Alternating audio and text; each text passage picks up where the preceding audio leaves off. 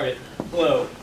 My name is Andrew Leshner, and the title of my presentation, as just said, is Maturation, Privilege, and Resource Accessibility. And I see all these things as fundamental themes for traveling cross-culturally.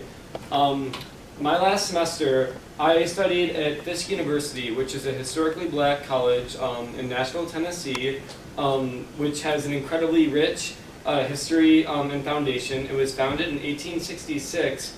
And it was one of the first institutions that was developed in Nashville or in Tennessee overall. The university I study at right now is Ripon College, and similar to many of the other ACM schools, I think that many of you will understand that Ripon College I think you'll understand that Ripon College is centered in a rural environment. And Ripon College has a liberal arts-based mission. Fisk University also has a liberal arts-based mission, which is focused on cultivating lifelong learning past just the college experience. Making sure that what you learn in college isn't only for graduation and for a job, but making sure what you learn is developmental towards your life in the future. So Ripon College and Fisk University both have this similar mission. Campus diversity missions is my next topic. Ripon College is, like I said, is in a rural environment and is, unfortunately, only has 10% people of color as identified statistically. And so something Ripon College has been trying to do the past few years is trying to diversify the student body and the population ethnically, religiously, culturally, and racially. And when I said Fisk University is a historically black college, they also have a lot of diversity missions as well. So 80% of the students at Fisk University identify as black, 10% of the students at Fisk University identify as Hispanic, and there are a handful of white students. So it was very interesting last semester being one of the few white students on campus and experiencing Fisk University. Both institutions are also attempting to grow their endowments and update multiple buildings, such as the gymnasiums. And both institutions are extremely politically active, but in very different ways. With Fisk University being in Nashville, they have the state capitol in Nashville, which is a great resource for the whole city, but especially to Fisk University students, as well as Vanderbilt University students and Tennessee State University students. Ripon being in such a rural environment, we don't have the accessibility to a state capitol building or many infrastructural things that make politics so important. But Ripon College does have the privilege of being able to bring forth some very interesting speakers, such as Carl Rove was a speaker who spoke at Ripon, and there have been many very interesting and very esteemed people who spoke at Ripon. And both universities have an importance of off-campus programs. So at Fisk University, there are multiple partnerships, such as partnerships with Vanderbilt University and Tennessee State University. So if you're studying at Fisk University, you can take any course at Vanderbilt University or Tennessee State University as long as you have a GPA of above a 3.0 and as long as you haven't gotten in trouble, if anything. Some differences, like I said, Ripon is very rural, Nashville is very urban. The city of Ripon is only a city of 7,000 in the middle of central Wisconsin, so you'd probably be able to guess that it's very white, and it is also very, very Christian as well.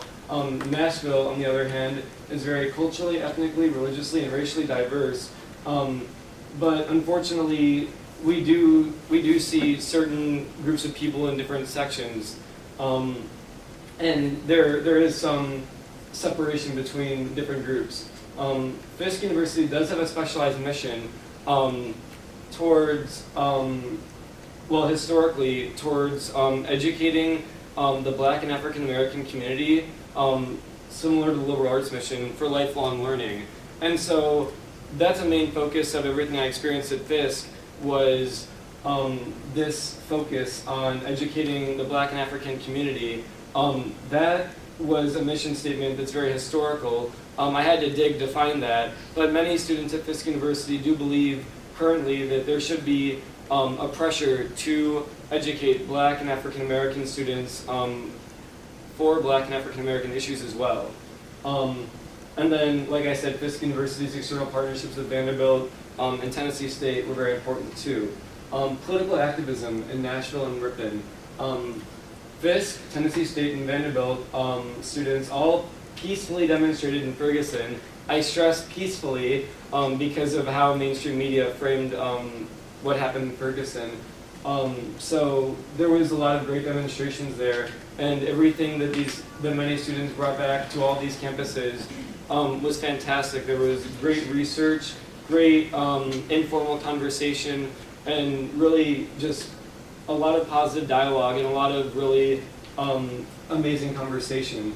The Vote No on One campaign. So the class I took at Vanderbilt University was a political activism course, an anthropology course, and one of the requirements was to do 20 hours of community service or volunteering with an organization. I chose the Vote No on One campaign, and this campaign specifically focuses on abortion legislation. And so the Vote No on One campaign says that abortion is a decision which should be made by a woman, her family, and her faith. And the focus of the Vote No on One campaign was to keep politicians out of private decisions. And during the last set of elections in Tennessee, it was very important for some people to try to restrict access to abortion and lessen the amount of abortion clinics that are available, and also put more restrictions, some very ethical and very harmful in my opinion. One of these restrictions that many people who on the opposite campaign, Yes on One, supported was like making it mandatory for a woman to view her ultrasound before she decides to have an abortion, which is a very problematic idea. So I'm not in support of that. And the Vote No on One campaign was very interesting to work with, and it was a lot of fun. And I met some amazing people, and there was a very diverse body of people working for the Vote No on One campaign, but we all shared a similar mission. Cultural-based student organizations. So even though Fisk University is a HBCU, they are incredibly embedded in making a diverse experience. So at Ripon College, there's a Black Student Union. At Fisk University, there's a Black Student Union, but also a Hispanic group, and a Queer Shared Alliance, and a feminist club. At Fisk University, there's not a Black Student Union, but there are Caribbean student groups, and there are multiple other student groups that focus on different things. So the Caribbean student group is one of them, and then there's also a Hispanic focused student group. Fisk University has a requirement of students to complete volunteer hours. So depending on your scholarship, you're required to complete between 10 and 50 volunteer hours on and off campus at Fisk, which is really interesting, and it's not something that we have at Ripon. And like I said, Ripon has brought many political speakers like Newt Gingrich, Tom Barrett, Karl Rove, and various senators and congresspeople to campus. So Ripon's accessibility to politics is much different than Fisk's, in the sense that we kind of have to bring people to us, whereas in Fisk, there are many marches and demonstrations where students go around and about. The next thing I'd like to highlight is the role of religion in Nashville and in Ripon. I am Jewish, and in a place like Ripon, which is very rural and very Christian, there aren't necessarily a ton of ways where I can find unity within my religion on Ripon's campus. Fortunately, many people on Ripon's campus have made accommodations for me and have tried to, in the best of their ability, to help me in all the ways they can. So I appreciate what Ripon College has done, but they can't put a temple in Ripon. They can't put a Hillel in Ripon. There are certain things that just don't necessarily make as much sense. In Tennessee, there weren't necessarily these Jewish resources for me at Fisk, but these Jewish resources did exist for me at Vanderbilt University with their Hillel. So I went to do multiple experiences at Vanderbilt for different kinds of religious activities. And my cousin also lives in Nashville, Tennessee, and so she took me to her synagogue multiple times, and that was very, very nice. Within the concept of religion is my friendship with Omar. 2 doors down from me, when I was staying in Fisk, I met a friend named Omar Ali, who is a junior as well, but he's a Muslim from Lebanon, and him and I had some very fundamental differences in the ways we viewed various things, such as the Arab-Israeli conflict, but also LGBT rights and race relations in the United States.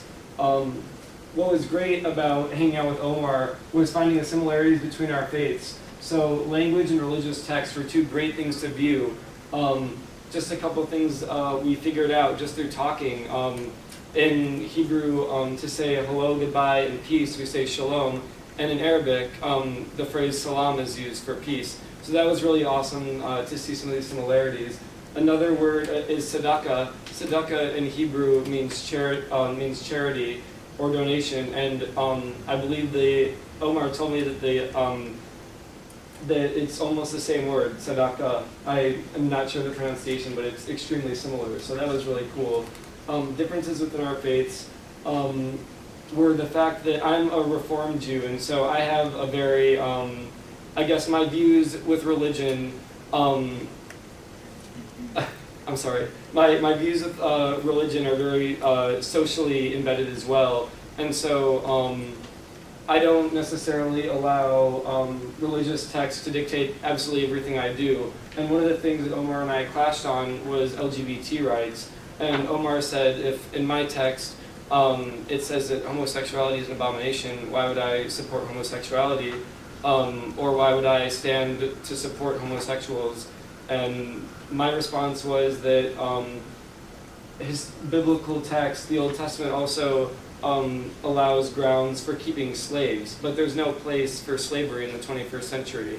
And so that's a conversation Omar and I had. Yeah, the last thing, race, ethnicity, and diversity, open interpretation of Fisk's dedication to Black and African American education. So like I said earlier, even though it's just a historical definition that Fisk is embedded in supporting a Black and African American education and cultural experience, it's not necessarily as current, and Fisk University is attempting to diversify its student body for multiple reasons. But many students saw this as problematic in some ways. Some students at Fisk University, I guess, were unsettled with the fact that there were white professors at Fisk University. One of the professors I had, who was a white professor, interestingly enough, taught African history at an HBCU, which was a really interesting experience. And some individuals weren't super happy about this, and others didn't allow just skin color to dictate this, and they really appreciated his research and everything that he had to say. So in conclusion, my experience at Fisk University was full of a lot of things that I couldn't include in an 8-minute presentation, but I had a great time exploring religion, exploring race and diversity, and exploring political activism, and actually becoming a part of a really interesting campaign that I'm very passionate about. Thank you very much.